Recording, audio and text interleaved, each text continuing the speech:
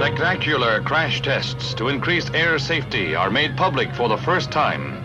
Obsolete Air Force transports end their careers on the wrecking ground before a battery of slow-motion cameras to yield precise information on just how crash fires start. Blazes that do kill more passengers than the actual impact of the crash. Under scientifically controlled conditions, the doomed transport makes its final run at the National Advisory Committee for Aeronautics Ohio testing grounds, a sacrifice that will pay off in human lives saved.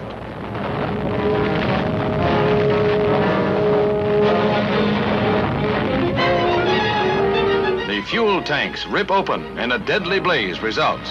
But the array of testing devices tells the engineers how and why. The first step in licking the problem. The sacrifice is not in vain.